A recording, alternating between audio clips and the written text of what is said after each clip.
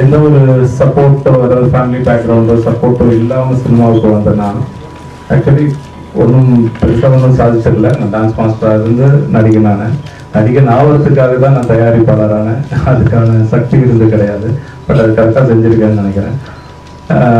But ஒரு அளவுக்கு நான் நோட்டட் ஆனேன்னா நிச்சயமாக அதுக்கு காரணம் வந்துட்டு மீடியா தான். அது நான் ஒரு நாளும் மறந்தது கிடையாது. ஒவ்வொரு நாளும் நினைக்கிறதும் உண்டு. இப்போ நீங்கள் வந்திருக்கீங்கன்றதுக்காக இல்லை, நிச்சயமாக இது என்னோட மனசுலேருந்து நான் சொல்கிற விஷயம். ஸோ ஏன்னா தூத்துக்குடி மதுரை சம்பவம் எப்படி நீங்கள் எல்லாம் பாராட்டி எழுதுனீங்களோ அதே மாதிரி நான் தப்பாக ஒரு படம் பண்ணியிருந்தேன் திருத்தம் அப்படின்னு சொல்லிட்டு அதை கண்டிச்சு எழுதியிருந்தீங்க. ஸோ அதனால தான் அதுக்கப்புறம் நான் மதுரை சம்பவம் ரொம்ப கேர்ஃபுல்லாக பண்ணியிருந்தேன். அதே மாதிரி இப்போ ஒரு படம் பண்ணியிருக்கோம், கோடி நாயக்கன் ஆர்கனைசேஷன். படம் காப்பி ரெடியாகி நாங்கள் பார்த்துட்டோம். இப்போ 29 ரிலீஸு பார்த்த வரைக்கும் எல்லாருமே ரொம்ப அப்ரிஷியேட் பண்ணாங்க. ஸோ நிச்சயமாக உங்களுக்கு ஷோ போடும்போது நீங்களும் ரசிப்பீங்கன்னு நினைக்கிறேன். அந்த உண்மையை பிடிச்சிருந்ததுன்னா நிச்சயமாக அந்த காலத்து வார்த்தை எழுத்தாக எனக்கு தேவை இருக்கும். அதுதான் என்னோட சப்போர்ட்டை உங்களுக்கு தெரிஞ்சிருக்கோம். தொலைக்காட்சி நண்பர்களுக்கும் எல்லாருக்கும் வணக்கம். நான் ஒரு 19 வருஷமாக சினிமாவுக்கு ரொம்ப போராடி இது ஒரு ஃபர்ஸ்ட் படமாக பண்ணியிருக்கேன். கிட்டத்தட்ட நான் இது இந்த கதை பல இடத்துல சொல்லியிருக்கு. பல இடங்கள்ல படம் பண்ணலான்னு வெயிட் பண்ண பெரிய பெரிய பேனர்கள்லாம் வெயிட் பண்ண கதை. அப்படி ஒரு சூழ்நிலை சாரை சந்திச்சு கதை சொல்லும் போது கதை சொல்லி முடிச்சோடனே ரொம்ப பிடிச்சி போச்சு. இந்த கதை நம்ம இமீடியட்டா பண்றோம். அன்னைக்கு எனக்கு அட்வான்ஸ் கொடுத்தாரு. அதுக்கு முன்னாடி எனக்கு தெரிஞ்சது இதுக்கு முன்னாடி 22 பேர்கிட்ட கதை ஏற்றுக்காக எனக்கு. அப்ப 73ஆவதா நம்ம தேர்ந்தெடுக்காங்க போது நம்ம ஒரு சிறப்பான ஆளுன்னு அவங்க ஒரு அங்கீகாரம் ஒரு மனசுக்குள்ள இருந்திருக்கு. அந்த வகையில் நான் நன்றி கடன் பெற்றிருக்கேன். அவருக்கு நிறைய நன்றி கடன் பெற்றிருக்கேன். இன்னும் சொல்ல போனா நிறைய விஷயங்கள் இந்த படத்துக்காக நிறைய பேர் ஒத்துழைச்சாங்க. இசையமைப்பாளர் ஜான் பெட்ரு சார் ஒவ்வொரு சாங்கும் மீண்டும் இளையராஜா சார் ஞாபகப்படுத்த மாதிரி அவருடைய சாங் மாதிரி அழகழகா முத்து முத்தா போட்டிருக்காரு. எங்க சுச்சுவேஷனை கேட்டு ஒரு சாங்கில் ஒரு டீல 10 டீல் போட்டு காட்டுவாரு. அவளா ஒவ்வொரு டீலும் அப்படி ரெக்கார்டிங் பண்ணி கொடுத்து மாதிரியே கொண்டு காட்டுவாரு. அவருக்கு இந்த படத்துக்கு பின்னணி இசையை மட்டும் பயங்கரமா உயிர் கொடுத்திருக்காரு. அந்த வகையில் அவரை நான் தெரிவித்திருக்கிறேன். அதே போல ஒளிப்பதிவாளர் நம்ம பிரபாகர் பிரமாதமா ஒளிப்பதிவு பண்ணிருக்காரு. நீங்க இந்த படம் பார்க்கும் போதே நாங்க அவர் பண்ண ஒளிப்பதிவு நீங்க பார்த்திருப்பீங்க. அதே போல எடிட்டிங் ஆகும்போது எஸ்பி ஆகும்போது அவருடைய திறமையை கடைசியாக கையாண்டிருக்காரு.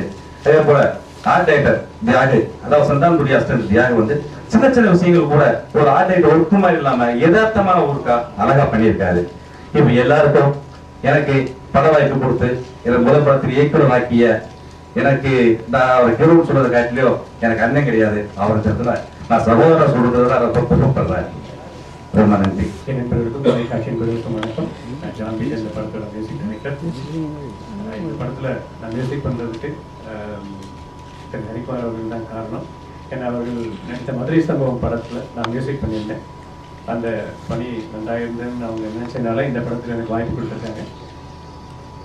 இந்த படத்துல எல்லாருமே ரொம்ப சிறப்பாக பணியாற்றி இருக்கிறாங்க. அதை நீங்க படம் காப்பி பார்க்கும்போது உங்களுக்கே தெரியும். பாடல்கள் பார்த்தவரை உங்களுக்கு பிடிச்சிருக்குன்னு நினைக்கிறேன். 4 பாடல்களுமே இதுல ஒரு சிறப்பம்சம் என்னன்னா எல்லா பாடல்களுமே மைனர் ஸ்கேல்ல ஆரம்பிக்கும், அப்புறம் திரும்ப மேஜர் ஸ்கேலுக்கு போகும், அப்புறம் திரும்ப மைனர் ஸ்கேலுக்கு வரும். இது ஒரு புதுமையா இந்த படத்துல ட்ரை பண்ணியிருக்கோம்.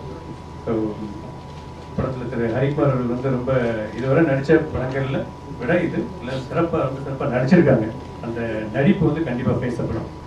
ஞானம் அவர்கள் கதை திரைக்கடி வசனம் எழுதி வசனங்கள் எல்லாமே ரொம்ப ஆப்டா, சிச்சுவேஷனுக்கு ஆப்டா ரொம்ப நல்லா பண்ணியிருக்காங்க. திரு story sir, cameraman Prabhakar sir, அப்புறம் எடிட்டர் அஹமத் எல்லாமே அவங்க பணியை ரொம்ப சிறப்பாக செஞ்சுருக்காங்க. இந்த படத்தின்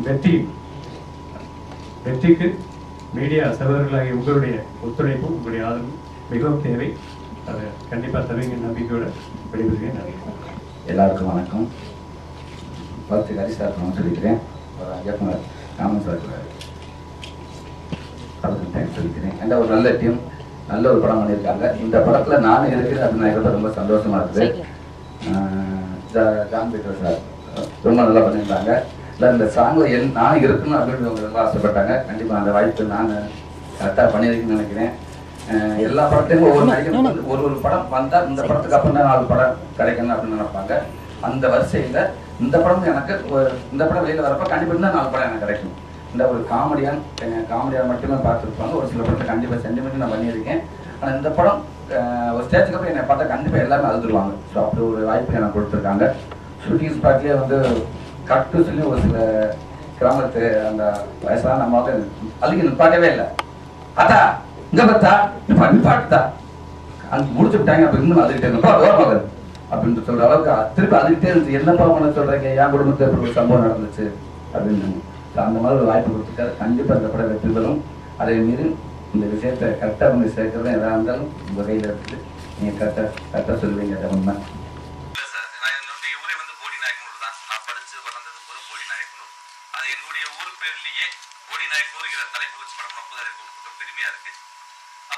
கணேசன்ங்கிற பேர் வந்து நான் அந்த கதையை லைன் பண்ணிட்டு ஹீரோக்கு வந்து இது என்ன பேர் வைக்கலாம் அப்படின்னு யோசிக்கும் போது, கண்ணபுடி யோசிக்கும் போது ஒவ்வொரு பேரா நான் யோசிச்சுட்டு இருந்தேன். அப்போ கணேசன் பேர் சொல்லி யோசிக்கும் போது பளிச்சன் கணக்கு ஒரு வெளிச்சம் இருந்த மாதிரி இருந்துச்சு. அப்போ இது கணேசன், இந்த கதைக்கு கணேசன் தான் கரெக்ட் பேரு அப்படின்னு கணேசன் வச்சேன். அது மட்டும் இல்ல, ஒவ்வொருத்தரும் நம்ம கதை எழுதும் போதும் சரி, ஒரு தொழில் தொடங்கும் போதும் சரி, பிள்ளையார் சொல்லி போட்டுதான் நம்ம தொடங்குவோம். அந்த பிள்ளையாரையே நாங்க சுதியா போட்டு படம் தொடங்கியிருக்கோம். நான் சென்னையில ஆயத்தால பார்த்தேன், பிள்ளையாருடைய போட்டோ அழகா பார்த்தேன். பார்க்கும்போது ஆஹா, வரும்போதே பிள்ளையார் அழகா வரவேற்கிறானே அப்படின்னு அன்னைக்கு ஆனந்தப்பட்டேன். அதுல என் தெரிஞ்ச தெரியும் அந்த கணேசன் பேர்லயே நான் படம் பண்ண வேண்டிய சூழ்நிலை வந்துருச்சு. கோடிநாயகன் கணேசனுக்கு இது ஒரு சிறப்பு சார். கோடிநாயகன் பொறுத்த மட்டும் வந்து ஏலக்காய் உற்பத்தியின் முதலிடம், ஏலம் மணக்கும் கோடி நகரம். அதே போல் இந்த கோடிநாயகன் கணேசன் உலகம் முழுக்க மணக்கும்ங்கிறது என்னுடைய ஆசை.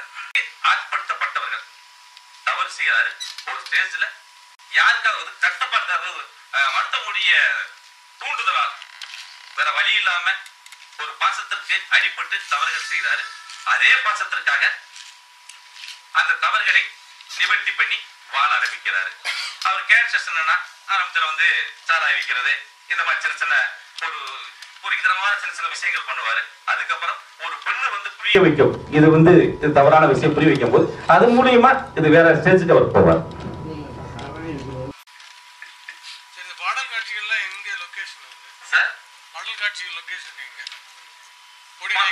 பாடல் காட்சி போடிநாயக்கனூர் தான் சார். போடிநாயக்கனூர், அப்புறம் சுள்ளி ஏரியா, கம்பம் சுள்ளி. ஏன் சார்? மெயின் ரோட்ல ஒரு இலவம் பஞ்சு கார்டன் அது. ஆனா அது யாருமே எல்லாம் ஸ்கிப் பண்ணிட்டு போயிட்டு இருக்காங்க. அவ்வளோ பியூட்டிஃபுல். நான் ஃபர்ஸ்ட் டைம் லொகேஷன் பார்க்கும்போதே அது பார்த்துட்டு ஒரு டான்ஸ் மாஸ்டர் நானே அது கொரியோகிராஃப் 3 சாங் நானே கொரியோகிராஃப் செய்தேன். அப்போ பார்த்தேன் சரி அப்படின்னு சொல்லிட்டு ஒரு நாள் ஷூட்டிங் முடிச்சுட்டு எல்லாம் போகும்போது நான் பாட்டு இறங்கி உள்ள போய் பார்த்தேன்.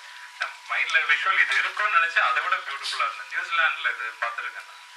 அவ்வளோ பியூட்டிஃபுல். இலவம் பஞ்சு இது ரொம்ப ஆக்சுவலி பார்த்தா போடி வந்து எக்ஸலண்ட் ஊர். லொகேஷன் வைஸ் வந்து இயற்கை கொட்டி கிடக்குதுன்னு சொல்லலாம். நாங்கள் வந்துட்டு 3 daysல ஃபுல் படத்துக்கு லொகேஷன் பார்த்தது. நானும் போயிருந்தேன் லொகேஷனுக்கு. பட் ஆனால் அங்கே ரொம்ப அசிங்கமாக மெயின்டைன் பண்ணியிருக்காங்க. அதுதான் உண்மை. அதுதான் கஷ்டமா இருக்கு. புதுசான லொகேஷன் ஃபிலிம் பண்ணோம். அந்த மஞ்சளவின் சாங், அந்த ஹில் பேக் ட்ராப் வந்து யாருமே ஷூட்டிங் எல்லாம் பண்ணது கிடையாது. ஒரு டேம் பெர்மிஷன் வாங்கி பண்ணது. தான் ஒர்க் பண்ணிட்டு இருந்தேன் நான். அதுக்கப்புறம் வேற ஒரு ஸ்கிரிப்ட் ஒர்க் பண்ணிட்டு இருந்தேன். பட் அது கொஞ்சம் பெரிய பட்ஜெட்ல தான் அந்த ஸ்கிரிப்ட் பண்ண முடியும். இருந்தாலும் ஒர்க் பண்ணிட்டு மூவ் பண்ணி ரெடி பண்ணிட்டு இருந்தேன். கரெக்டான ப்ரொடியூசர் செட் ஆகும்போது இந்த ஸ்கிரிப்ட் வந்தது. சரி இது அடிக்கலாம் அப்படின்னு சொல்லிட்டு பண்ணது. ஆக்சுவலி பண்ணக்கூடாதுன்னு இருந்தது. டைட்டிலும் அதே மாதிரி செட் ஆச்சு. வேணும்னு வச்சதெல்லாம் கிடையாது.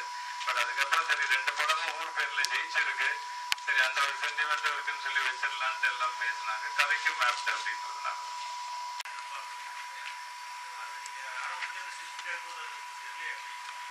இல்ல ஃபர்ஸ்ட் படம். அதுக்கப்புறம் அடுத்தது அதை பண்ணக்கூடாதுன்றது அதுதான் என்னோட தப்பான முடிவு.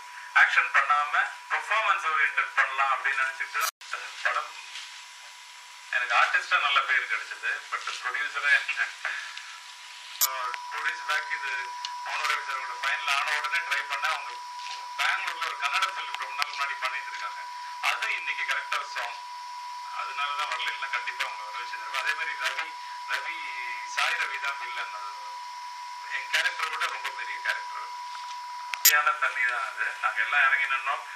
நாங்க ஷூட்டிங் நடக்கும் போது பாம்பு ஒன்று கிராஸ் ஆச்சு. ஹீரோயின்ஸ் சும்மாவே கத்துவாங்க, ஓடி போயிடும்னு நினைச்சேன். போல ஊருக்காரங்களும் சொன்னாங்க அது கடிச்சாலும் தண்ணி பாம்பு தான். பட் அது இல்ல விஷயம். அந்த தண்ணியில அவங்க கேங்ஸ் வந்துட்டு முக்குவாங்க. அது ஒரு 5 வாட்டி பண்ணியிருக்கோம். அந்த ஊர் இவருக்கு தெரிஞ்சவங்க. பிளஸ் வந்துட்டு அங்க அவுட்டர்ல மலை அடிவாரம் மங்கை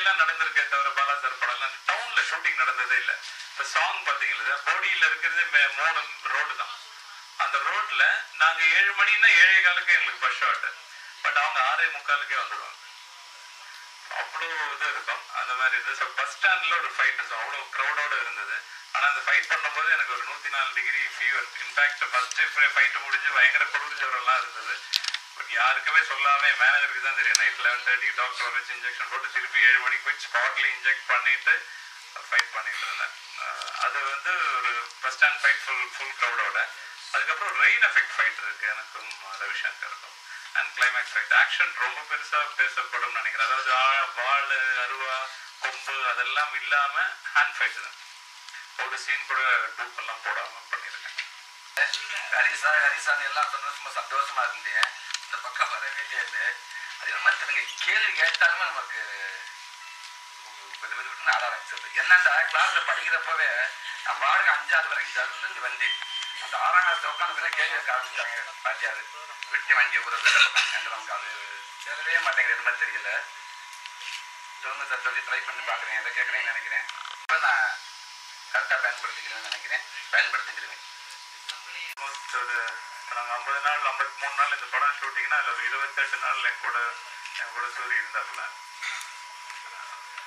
7 o'clockனா 7 o'clock தான் இம்பார்ட்டன்ஸ் இருக்கும். அந்த ஃபைட் பிகினிங்லேயும் இருப்பார், எண்ட்லேயும் இருப்பார். ஆனாலும் அந்த 3 நாளும் அதே டைமிங்கில் வந்துட்டு ஒர்க் பண்ணிக்கிட்டு சும்மா எங்கேயோ ஒரு ஓரமாக உட்காந்துட்டு இல்லாமல் இன்வால்வ் ஆகிட்டு. ஏன்னா படத்தோட கேரக்டரோட வர்றது. என்னோட ஃப்ரெண்டு, நாங்கள் 2 பேருமே ஃப்ரெண்ட்ஸு த்ரூ அவுட் படம். அண்ட் ஒரு சென்டிமெண்ட் ஃபினிஷிங்கோட இருக்கும். ஸோ அவர் ஃபுல் இன்வால்வ்டாக